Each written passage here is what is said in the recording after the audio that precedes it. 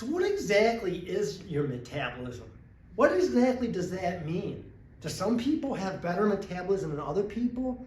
Is it a fixed game? Hey, what's up everybody? It's Brian with Applied Fitness, where our mission is to help motivate, educate, and empower you to become the best version of yourself. And they'll talk about the metabolism, what exactly is it, and you are not just bound to have a slow and sluggish and stubborn metabolism. There are things that you can do to increase your metabolic rate. So what exactly is your metabolism? We compare your metabolism to a thermostat, whereas the higher your metabolism, just like your thermostat, the more calories you burn, the higher your metabolic rate. Now we say these terms interchangeably, but what I want you to know is they're one and the same. Your metabolism is your metabolic rate. The thing we need to worry about is your basal metabolic rate, and not to get too clinical, but what your BMR, or basal metabolic rate, that's how many calories you burn at rest. So that's the bare minimum. If you were just to lie in bed all day and not do anything, that's your bare minimum, how many calories you burn. So on top of that, obviously we have our activity calories that you do throughout the activity. Those are your non-exercise calories. On top of that, you have your activity calories, such as your exercise. And then on top of that, at the very top is the thermogenic effect of food calories. So what I want you to kind of look at the pyramid, that your basal metabolic rate is the bottom, then it's your everyday activity calories. That's why increasing your activity throughout the day is so important. And on top of that is your workout calories, which again, that's going to be a little bit higher. So again, that's what you want to focus on. And again, at the very top of the triangle is your metabolic thermogenic effect of food. Let me break that down and tell you what exactly that means. So unfortunately, for a lot of us, our metabolism is damaged, just like a thermostat, because of years of fad diets or restrictive calorie counting or excessive exercise. All those things damage your metabolism, like doing too much exercise, not eating enough calories, especially when in combination of the two, doing those two together, really damages your basal metabolic rate, hence your metabolism, so you burn less calories throughout the day. Again, think of that lower pyramid where your basal metabolic rate. When that number goes down, your metabolism goes down. So that's why we always talk about, especially as we age over 40, you want to have a properly structured program where you focus on the strength training, which is going to help increase your metabolism. And we also focus on eating a proper diet that's going to help stabilize and optimize your metabolism.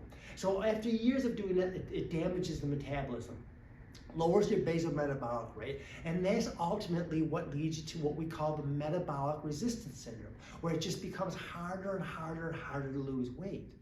So what's the cure? What's the remedy? As I alluded to earlier, first we want to get you off that roller coaster of losing a few pounds, gaining it back, losing a few pounds, and gaining it back and more. That's what's sabotaging your metabolism. So we want to get you off that roller coaster.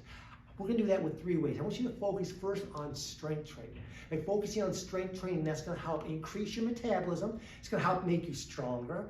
It's going to help you look more lean and toned. Those are all positive things beyond your metabolism. That's obviously good for strength. It's good for mobility. It's good for balance. All those things are secondary to your metabolism.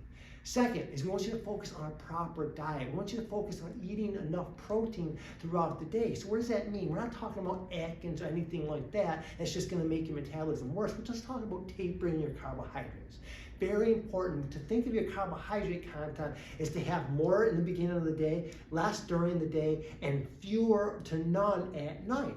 So what does that look like? So that looks like in the morning you'd have your oatmeal, you'd have your higher carbohydrate meal. Lunch is a little bit of carbohydrates, and at night it's going to be just your lean protein and a vegetable. Important during your weight loss journey here is that you're always focused on having a little bit of protein each meal. That's what's going to keep your metabolism. So the exercise, the strength training is going to raise your metabolism. The protein is going to keep it elevated. So those two in combination are essential. And the third thing we want to focus on is make sure that you're working on other things such as mobility. That by working on stretching, mobility, range of motion, that's going to help you to eliminate those aches and pains. It's going to help you to be able to do more, to move more. By moving more, you're going to want to do more. If you refer back, I referred to the second part of that thing was first we had the basal metabolic rate, then we had our daily activity rates.